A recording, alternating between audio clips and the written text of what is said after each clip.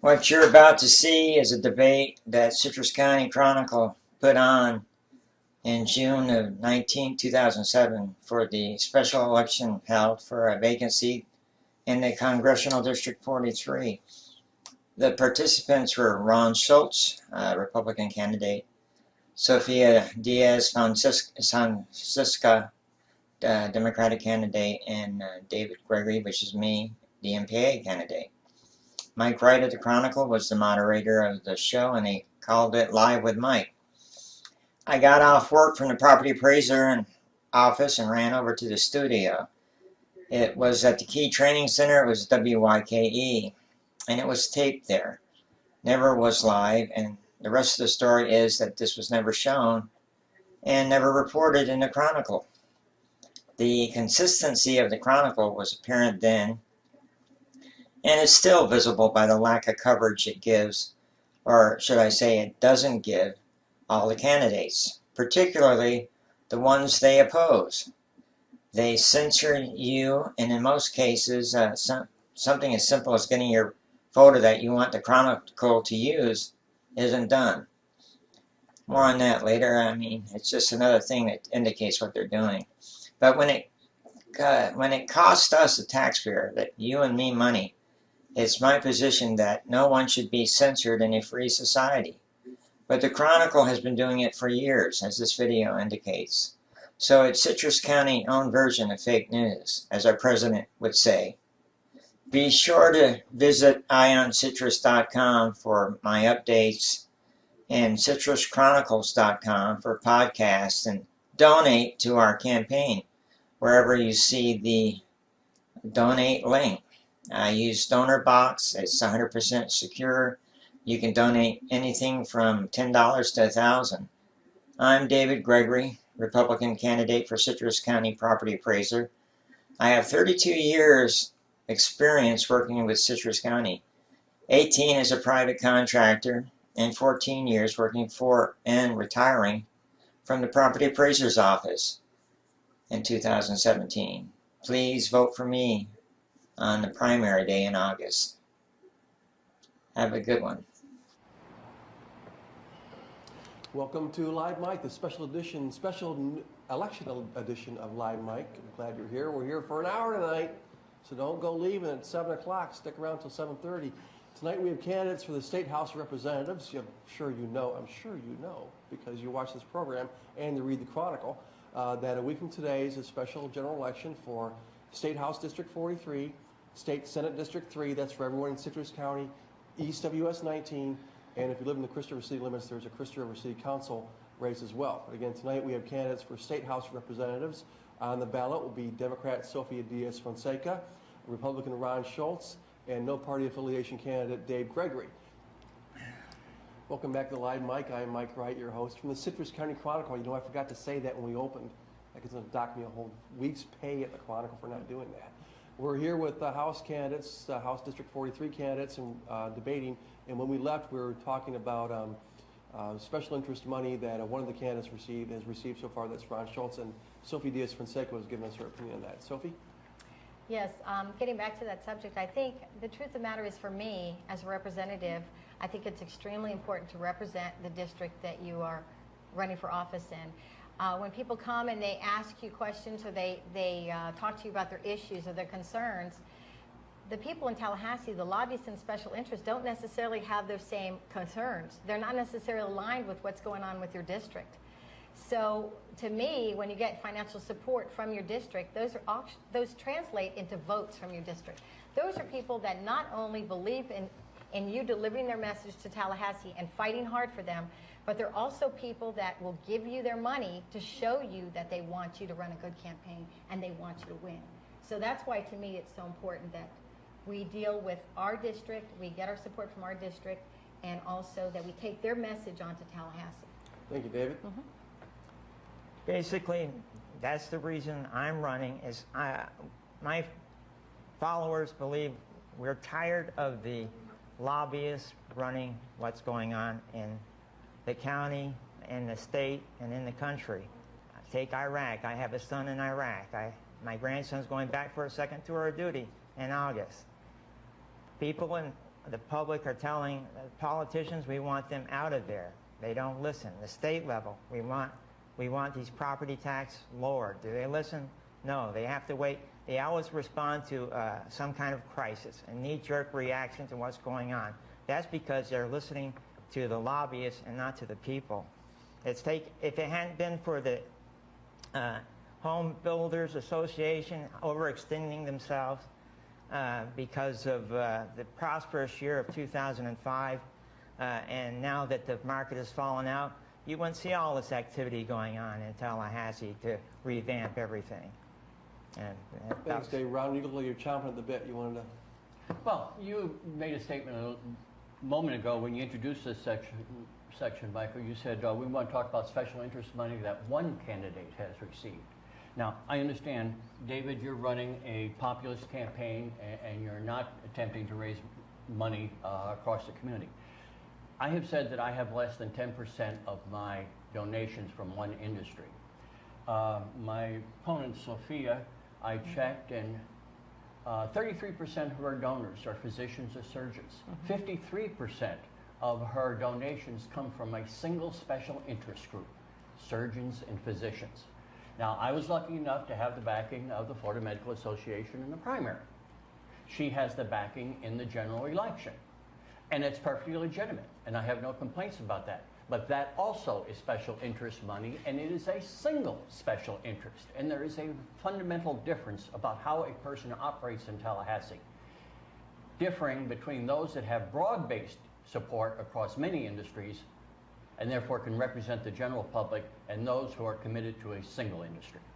So if you do seem to have a lot of position money. Yeah, actually, it's kind of interesting. You know, you would think that Mr. Schultz, for being a property appraiser, would have more money from realtors, other appraisers, this type of thing, but actually not. So why do I have support from physicians and surgeons? Because my husband's a physician. But these are individuals. It's not the Medical Association of Citrus County. And also, if you look at my my latest records, I have a lot of local support from retirees, from secretaries, from teachers, from everybody else. And in reality, my $500 support from the Florida Medical Association was before the primary. I haven't received any more money from them at all. And the only other PAC money I've received is $500 from United Faculty of Florida, which are college professors, instructors, those type of people. So I received special interest from 2 groups, but the rest have been from individuals. And what they do for a living, of course, when you're associated with people, especially my husband being a physician, they're going to want to support somebody that has a good message, understands their issues, and is willing to support them as a whole, not just for them as a group, but how they respond to the community, what good they do in the community. And I think that's what people are more interested in. Ron, what about that thought that that you're out of touch with the citizens of Citrus County because you're basing at least I never realized that this is financial support, that you're basing financial support elsewhere? You've got 2 entirely different situations. Let me do an analogy, if you will. There's going to be about $1.5 million spent in the Senate race. The Senate race is 3 times the size of this House race. There's going to be about 10% of that spent in the House race. Now, for those of us who want to get a message out, who want to communicate with the public, we opened up this program just prior to the program with a television commercial from my opponent. Sophia had a television commercial. One has to communicate with the public. You do it through mail, you do it through newspapers, you do it through television advertising. You do it and it costs money. The unfortunate thing is we do not have public campaign financing in Florida, and so you have to, in order to get your message out, raise money. And quite simply, I believe in efficiency. I believe in efficiency in government. I believe in efficiency in raising money and in campaigning.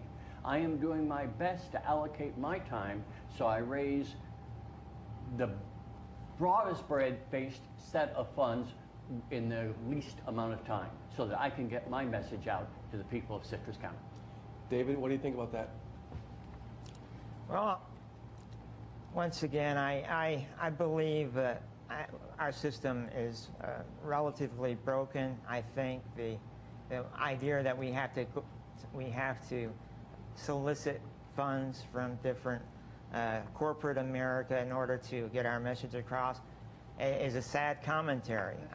I think that we should be able to have public campaign financing of campaigns.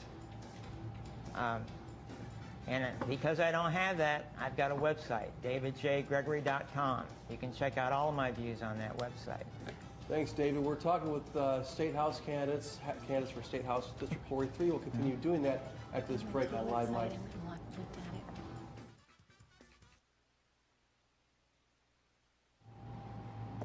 Hey, welcome back to Live Mike. I'm your host, Mike Wright. Don't forget, we're going an hour today, so don't leave us at 7 o'clock. Let's talk to, we're talking to the House candidates here for the House of District 43 race about the property tax reform. As you know, the legislature just had a special session. They voted to roll back property taxes, or property, not property taxes, property levy, millage levies for 1 year, and then there's a penalty, I guess, for lack of a better word, on counties and cities beyond that. There will also be a question on the ballot in January regarding a super homestead exemption. And let's find out where the candidates feel about how those things are going. David Gregory, what do you think about what the legislature did and what should be done about property taxes? I believe the legislature finally reacted, and people have been complaining for years. As I mentioned before, their reaction isn't so much because of the people's complaints, it's because of the housing industry lobbies over investing in homes that you'll find sitting unsold and throughout our county, and now they're having to pay these taxes that are sitting on assets that are not getting any revenue. They're not getting any revenue from. We did need corrections on some of these taxes because 2005 was an aberration. It wasn't a normal year. It sort of upset the apple cart. And because of that, you've had tremendous increases in homeowners that have just bought homes and their taxes, and they haven't been protected by the homestead exemption. A lot of people who are getting homestead exemptions, the ones that have been on it for a long time, are really not being affected by it. It's the new homeowners. So there should be some adjustment for it.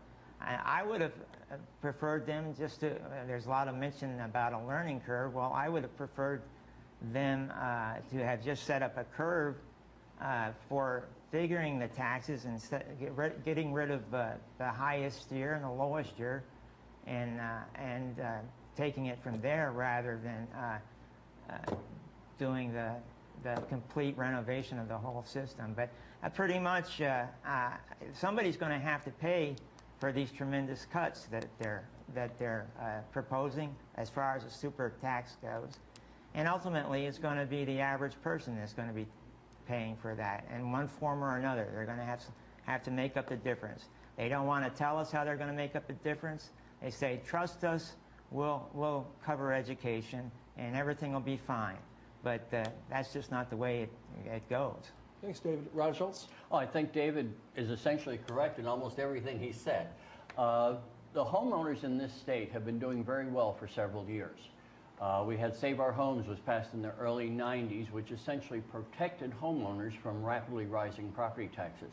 We had a 3% cap. The assessed value of your home could not go up any more than 3% in 1 year.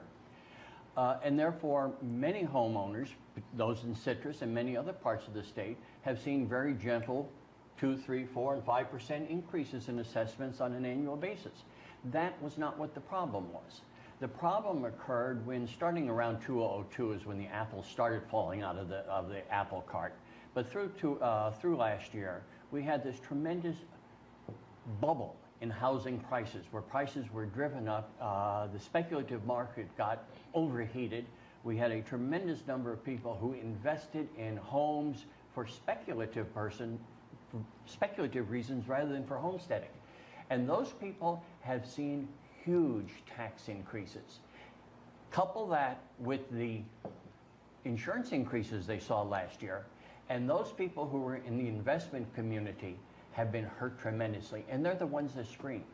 My tax bill actually went down 4% last year, as most homeowners in Citrus County did. My next door neighbor, who was not homesteaded, went up 32%. He was the one that was hurt. And they made a lot of noise, and the legislature is responding. But it's interesting, the legislature is responding by giving more breaks to the homeowners, not to the people who were being hurt so badly with the tax increases. It's sort of the squeaky wheel got their attention, but the voters are who they decided to please.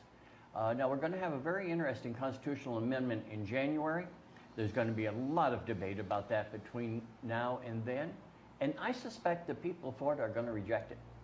And I think we're going to have to start the whole property tax issue over again in the next session of the legislature. And I'm sorry, there will be another group. There is the Property Budget and Tax Review Commission that's set up by the Constitution that occurs every 20 years. They will be meeting this year. And they have the power to put an item directly on the constitutional ballot. So they will be able to put issues on the November 2008 ballot that will probably be how we really attack property taxes. And then the legislature, which I wish to be part of, for the next couple of years will have to write the enabling legislation and dot the I's and cross the T's and make sure the system works. Thank you, Ron. Sophie? Yeah, it's an interesting dilemma because really the legislature is expecting the people that are actually getting the tax breaks, property tax breaks now, which are the majority of the homeowners because they're homesteaded and have the cap, to come out and vote in January if this constitutional amendment comes through, and to vote the way they want it, is to go ahead and allow this to happen. And then they want all these people to come in and choose between what they've already been enjoying and then the people that are new into Florida or have just recently bought their homes. They're also going to have to figure out which way they want. If they want the $50,000 the cap, or if they want the super exemption. But what's really odd is nobody really knows in the long term how this is going to affect them. So what really bothers me is that how are they going to get the word out? How are they going to make the average citizen understand what they're voting for, understand what the long-term effects of this are going to be, understand how this is going to deal with everything else like education, health care, all the other components that we need to have a good quality of life here in Florida, because the legislature doesn't even know. So. We only have 30 seconds before the break, so I don't want to ask the next question. So I give you guys a chance to think about that. We're back after this break on Live Mic. Don't forget to vote a week from today.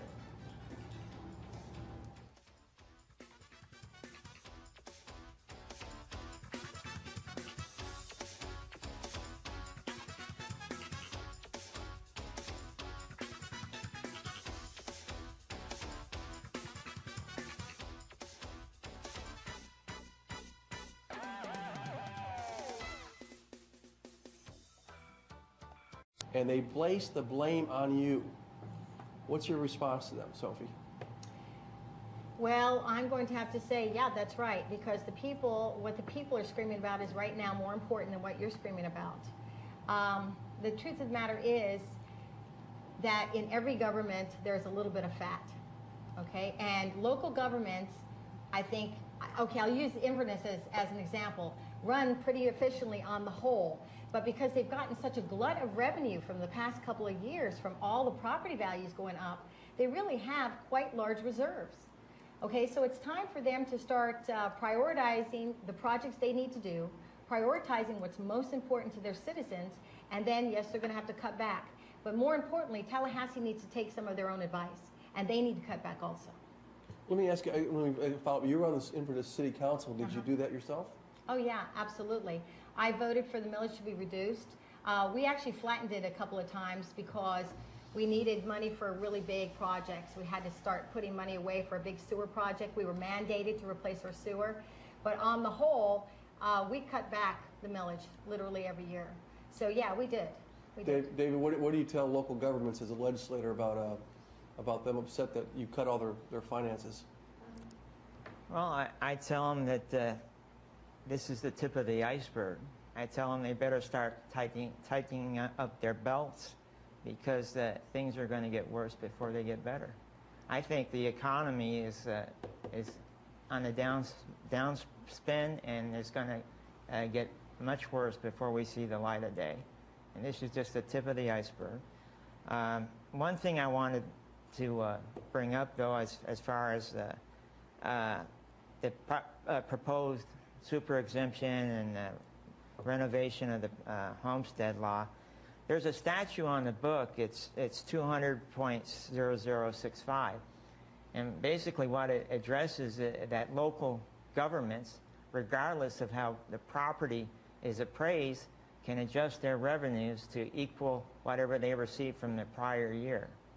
And I have not heard from anyone how this new proposals in Tallahassee would have any effect on this statute. In other words, local governments can keep the same money coming in. Ron Schultz? No, well, you had 2 or 3 different things happening. And you asked me how you respond. I think what's important is to remember that we have 67 counties, we have hundreds of cities, and they have behaved differently. The reserves that Lee County has are huge compared to the reserves Dixie County has, or Jackson County.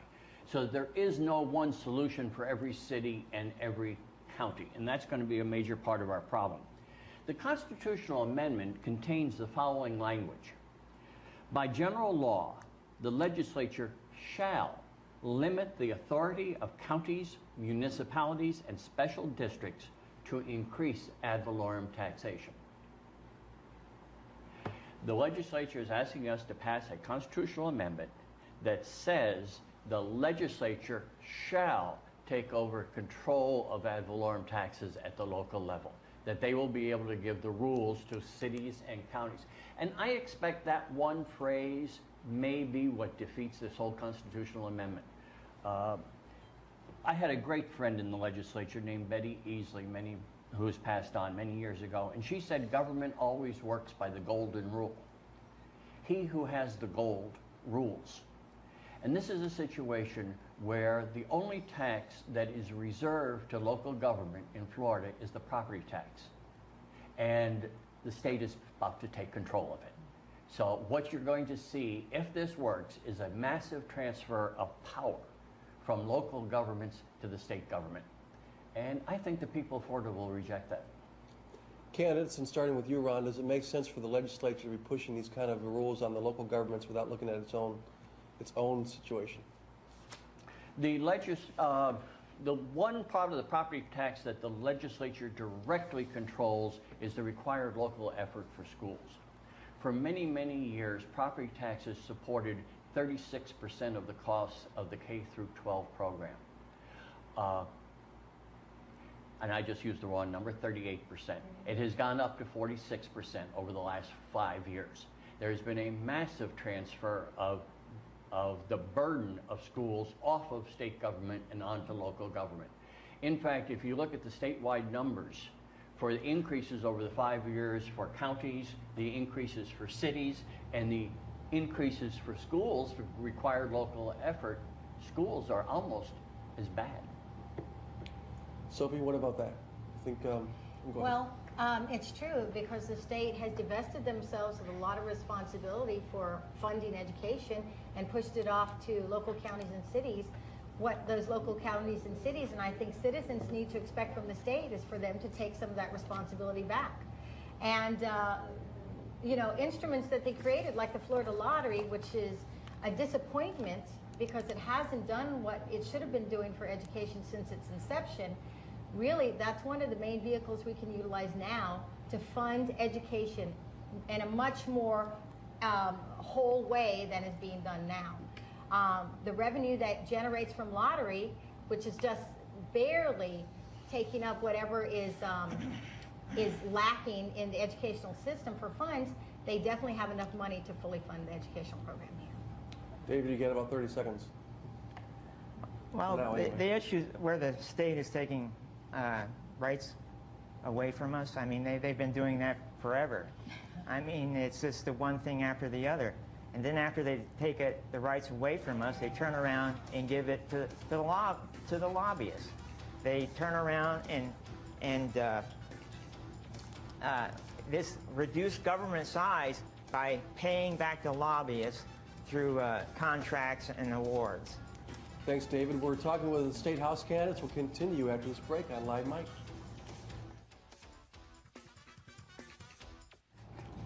Welcome back to Live Mike. I'm your host, Mike Wright from the Citrus County Chronicle, and we're here with the special hour-long edition of Live Mike for the special election, which is a week from today, for State Senate, District 3, State House, District 43, and if you're in Crystal River City limits, you get to vote for a Crystal River City Council member as well. And here tonight are the three candidates for the State House, District 43. Let's talk, candidates, for a few minutes about property insurance. Legislature said they fixed the property insurance issue or crisis. That's not what I hear. David, what do you hear about that? Yeah, it's a mess. I mean, my father has lost his homeowner's insurance, and I know it's not unique. Everybody has homeowners have been experiencing the same type of situation.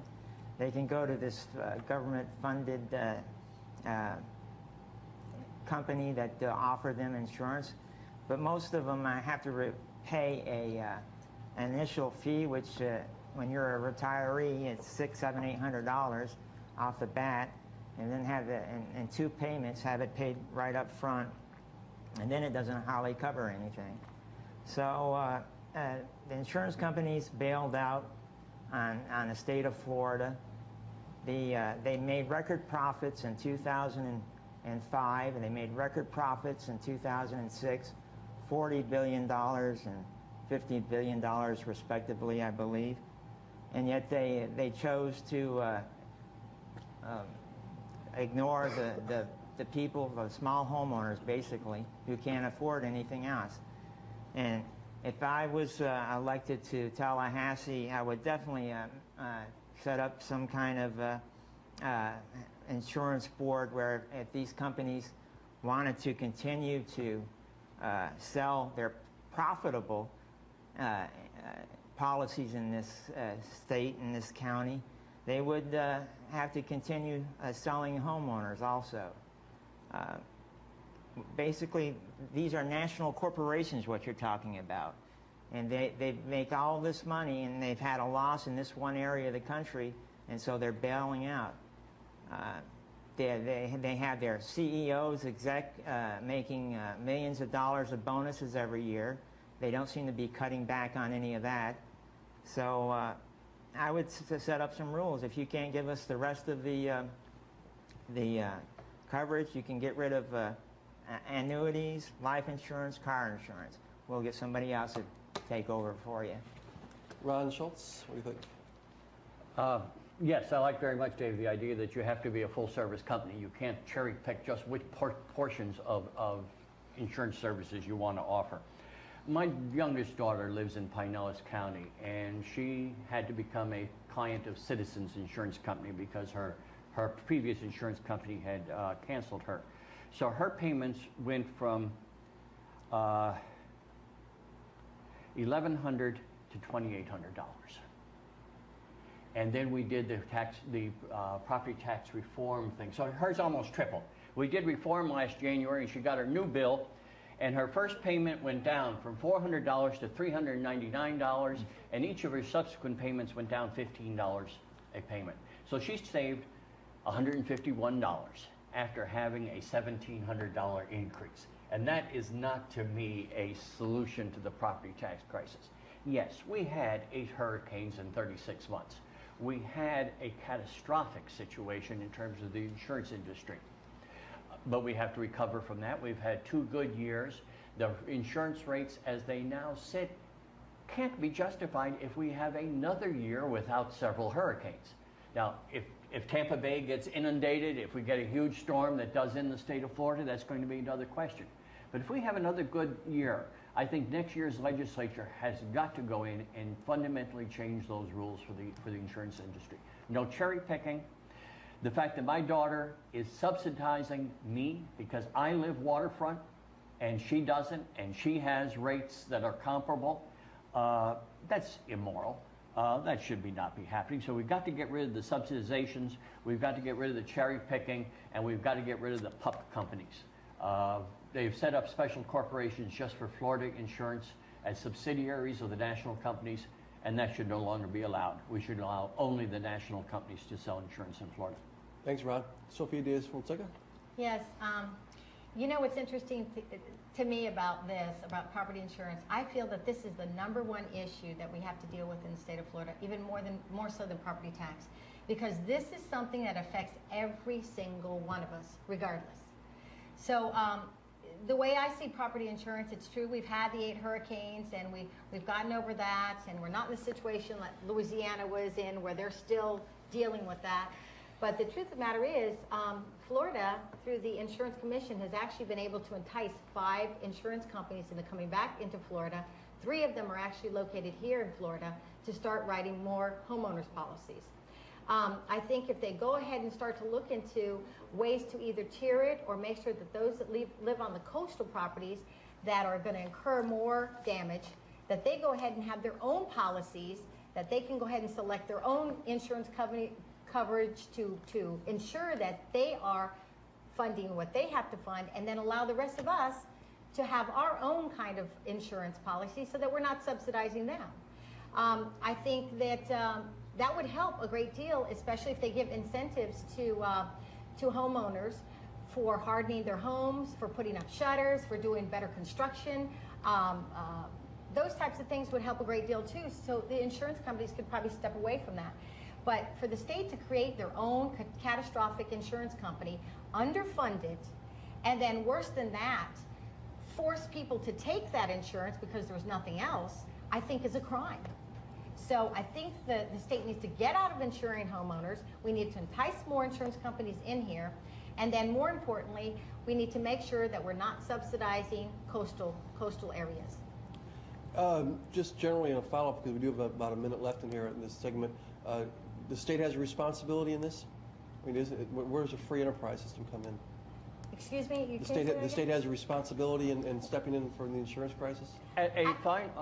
Oh, well, you know, really, when they're talking about catastrophic insurance, like a national policy, I think if the state were to create a statewide policy or even a coastal policy, catastrophic, that they would come in for catastrophic events, I think that would be a much better way to do that than to have a national one. We'll continue talking with House candidates after this break on Live Mike.